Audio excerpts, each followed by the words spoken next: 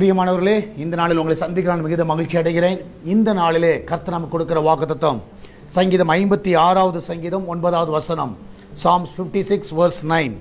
நான் உம்மை நோக்கி கூப்பிடும் நாளில் என் சத்துருக்கள் பின்னிட்டு திரும்புவார்கள். தேவன் என் பட்சத்தில் இருக்கிறார் என்பதை அறிவேன்.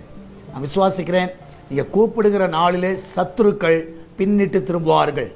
இந்த காலை வேளையிலே கர்த்தரை நோக்கி கூப்பிடுங்க.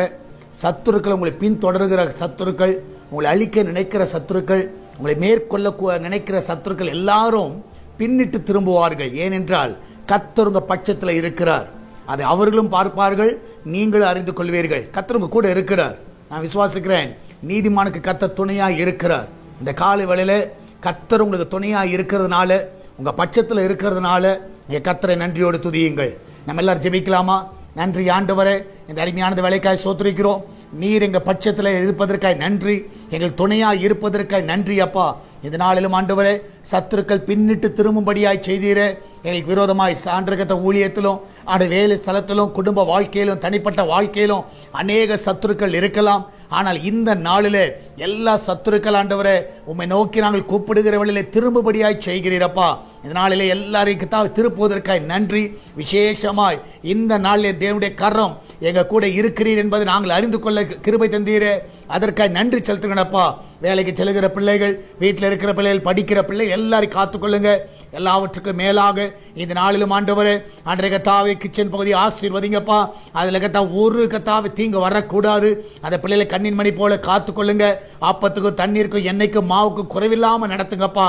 வயதான பெரியவர்கள் நல்ல சுகத்தையும் நல்ல பலனை கட்டளையிடுங்கப்பா. கடன் பிரச்சனையில் இருக்கிற பிள்ளைகள் கடனிலிருந்து விடுதலை கொடுங்க. ஆண்டவரே கத்த பிசினஸ் பண்ணுகிற பிள்ளைகளுக்கு நல்ல உயர்வுகளை கொடுங்க. நல்ல லாபங்களை கொடுங்கப்பா. ஆர்டர்ஸ் அவர்களை தேடி வர உதவி செய்யுங்க. எல்லாவற்றுக்கும் மேலாக ஆண்டவரே, சுகப்பிரசவத்துக்காய் போகிற பிள்ளைகள் நல்ல சுகத்தோடு பிள்ளை பெற்றெடுக்க உதவி செய்யுங்க. அன்றைய இன்றைக்கு போகிற பிள்ளைகள் ஜெயத்தோடு திரும்பி வர உதவி செய்யுங்கப்பா. அன்றைய அது மாத்திரமல்ல ஆண்டவரே, வெளிநாட்டில் இருக்கிற பிள்ளைகள் அவர்களை சுகமாய் தங்க பண்ணுங்க. அந்த தேசத்தில் அவர்களை சமாதானமாய் காத்துக்கொள்ளுங்க. அந்த தேசத்தில் அவர்களை சுகமாய் கத்த வழிநடத்தோடுமா ஜெபிக்கிறேன்ப்பா. ஆண்டவரே, இந்த நாளில் சால்வேஷன் டிவிக்காக ஜெபிக்கிறோம். அவருடைய தேவைகள் எல்லாம் சந்திங்கப்பா. இதனாலே கத்தாவே, ஆண்டவரே கத்தாவே, ஜனங்களுக்கு ஊழியத்துக்கு தாராளமாய் கொடுக்க எழுப்புவீராக.